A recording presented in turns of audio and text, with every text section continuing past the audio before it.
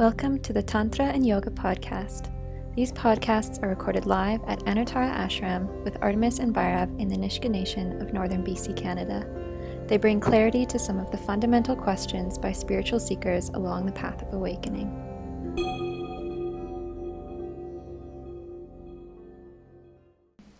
I was kind of thinking of the analogy of the spiritual marketplace that you mentioned during the retreat, and I was wondering, how can we avoid getting caught up in that marketplace? It seems like there's so much out there. How to navigate that? One thing we were even just discussing ourselves the other night is the fine line between occult and spirituality, because we can easily you remember this analogy that we use sometimes, maybe for some people it's new, but I talk about the kingdom of God, and how, just for those who are new, when we choose to enter into spirituality, at the center of this kingdom, we can imagine, kind of like a big rock wall all the way around, and in the center of the kingdom is God, or truth, or our true self, whatever tickles your fancy in terms of the language around what's at the center.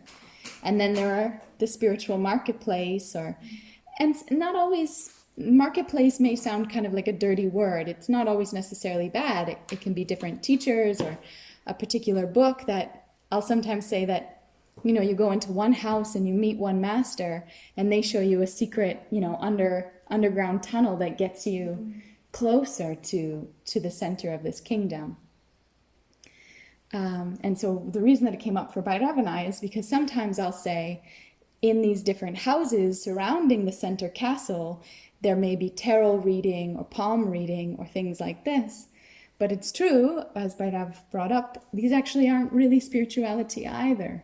There may be tools that we might use, but they're more occult practices than they are spiritual practices.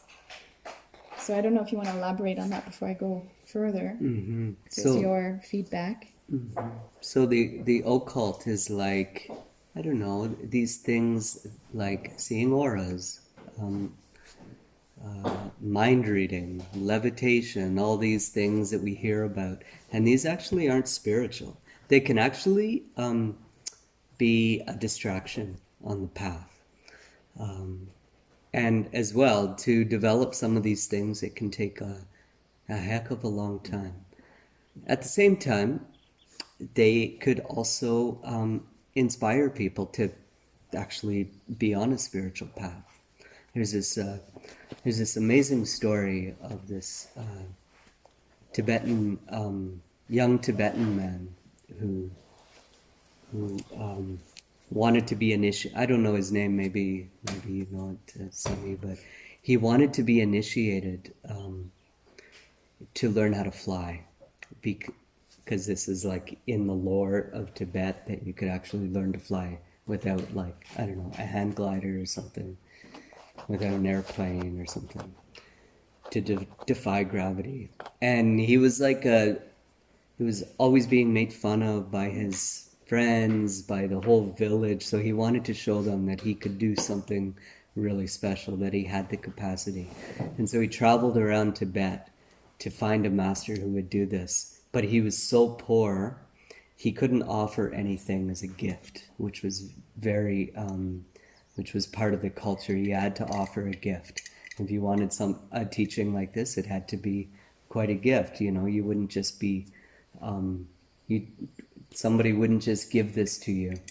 So he traveled around and nobody would accept him. And finally, he was starting to get desperate. And one master saw this and he thought, I think this boy has some potential.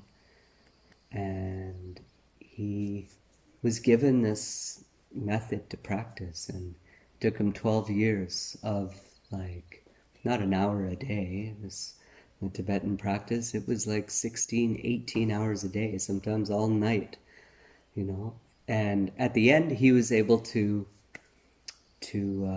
fly.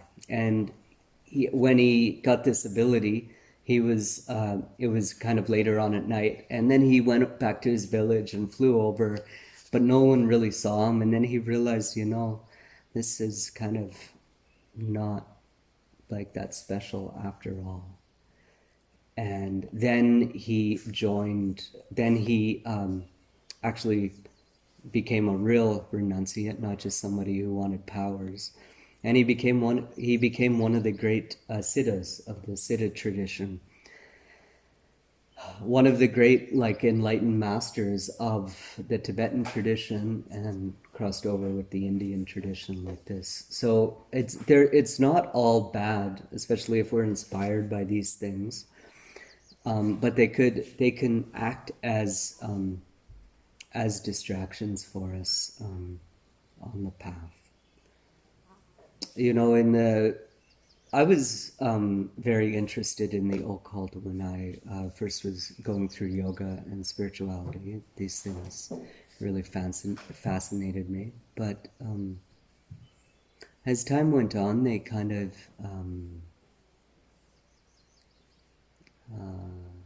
they weren't as important, because I feel like when one's life becomes harmonized, if things like this might arise, I don't know, like let's say the ability to see the aura of another person. When these things arise, in just maybe a person who doesn't have spirituality deeply rooted, it won't bring them closer. It can be a distraction. It can be a lot of things. But once the spirituality has been really grounded in one's life, in knowing that kind of like this dharma, knowing what has to be done in life, then these things can potentially help other people. Like if you're, let's say, good at reading auras, you can help to heal people with this knowledge instead of it just being a curiosity or whatever. Or like this thing that Guruji can do, who he's able to become a molecule of light, a particle of light, and then he can travel into a body and then see where those spiritual blockages are. And he can only do it with permission and all the rest of the things. But in this way, like he's doing it to help people. He won't just do it for anybody. He'll only do it under very special circumstances. So, yeah. Did you want to share anything? Yeah, so to come back to the question of how do we not get caught in the spiritual marketplace, can start to go off of what Bhairav just said, which is there comes a point where our dharma is very clear and where discernment is strong and there is no doubt. But obviously this question is coming from a place where it's like, okay, but I don't know right now. My discernment isn't that strong, or I don't know what my dharma is, and I'm not connected to the way that I'm supposed to go 100%. There's indecision, etc., which I'm sure is something that we've all experienced and know. And so there's a few different things that I feel are important, especially in today's world, to be asking ourselves when coming across books or teachers or courses or ashrams or spiritual places to visit. One is, how does it make me feel? And sometimes, especially when sitting in front of a true teacher, they can squeeze you and you won't feel very good. But when we check in with ourselves, we kind of know that it's good that we don't feel very good, We know that we're like, the reason we want to run for the door is because they're making us see a part of ourselves that we didn't previously see or didn't want to see.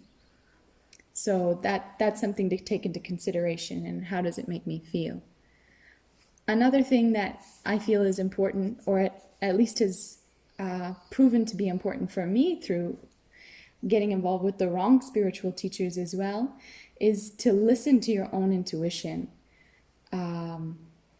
I had a teacher who I loved very much, who proved to not be the person that he represented himself to be. And I was 100% devoted to this teacher in all aspects of my life. But when I would sit in satsang, this feeling would come that would say, something's kind of smelly here. Something doesn't feel right. I don't really like what he talks about, but I like how I feel when I'm in his presence. And so that was happening, where it was starting to happen that I was ignoring this thing that says something stinky. And another thing that happened in that situation for me is I really didn't like the Sangha. I can say that now, but I wouldn't have admitted that back then. My values and my ethics were very different from theirs. And I chose to swallow those things because I trusted him. And I was like, no, he knows this is my ego that feels that, I don't.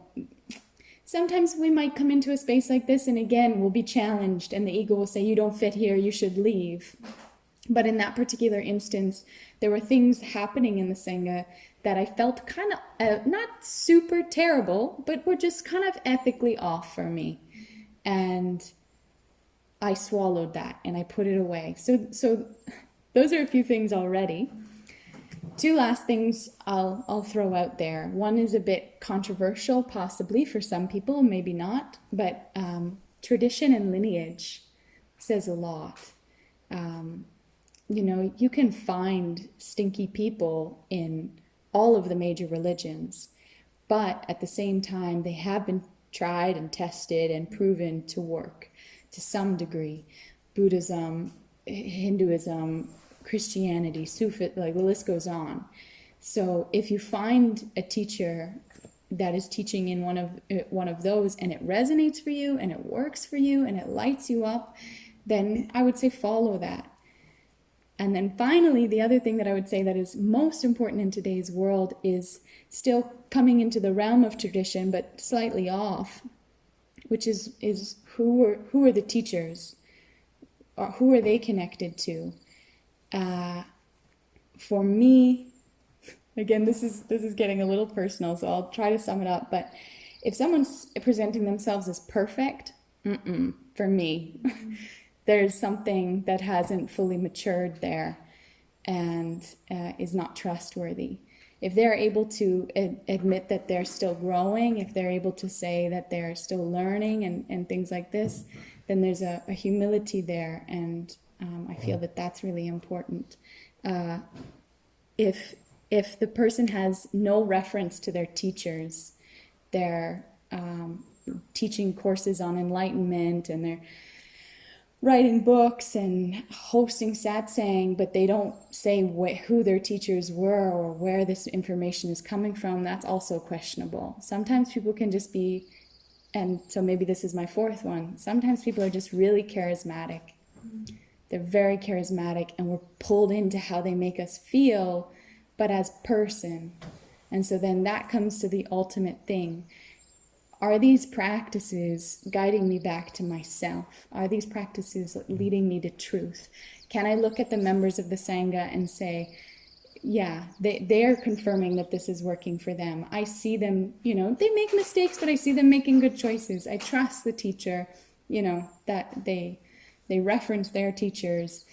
When I say I want to go somewhere else, they're not saying stay, you're making a mistake. Only take my course and take no other courses. These kinds of things for myself start to raise flags. It doesn't mean that they're a complete write-off, but it starts to make me, yeah. This may be a lot, but I hope that helps. And in the beginning, you also don't really know, like you might not know what's out there.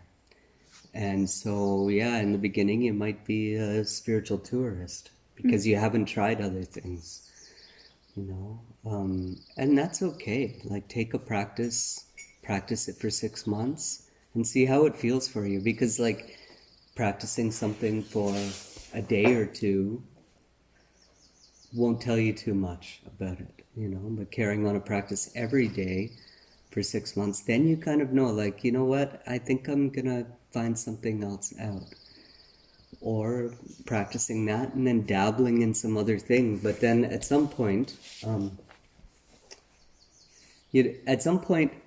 we have to make a decision. But actually I was confronted by this at some point. But this whole thing, we have to make a decision and whatever about who our teacher is and all of this, who is the guru and whatever. And I asked Guruji about it. He said, "Don't worry about it. The teacher chooses, or the path chooses you. You have no choice. Like, don't worry. You know, it will solve itself. The path chooses you. So we don't really have to put so much emphasis on that. We do the practices that work for us, that feel good for us, that there's also a sangha connected with us. I'm just going to also say spiritual bypassing or a denial of the human existence are also things that I feel are toxic on that when we are like exploring and in that aspect of spiritual tourism. If you find a teacher that's making you feel bad for just your experience, or making you feel like you need to change who you are as a person, this can also be some signs that maybe we're not in the right place. Mm-hmm. Many of the classic signs of a toxic teacher is making you feel like there's something wrong with you, and like we've lived that. They make you feel like there's something wrong with you that they can fix for you. Mm-hmm. But the answer is that only you can fix yourself, if there is even anything broken, which I would say there isn't. But that's a classic toxic guru situation where you're broken and I will help you, or therapist or anything like this, self-help book. Mm-hmm. Yeah. If you found this podcast helpful, be sure to follow and turn on notifications to be the first to know when new episodes are released. To embody philosophy through practice, join our Sangha membership to access a wide range of Tantra and Yoga classes and community. Hari Om.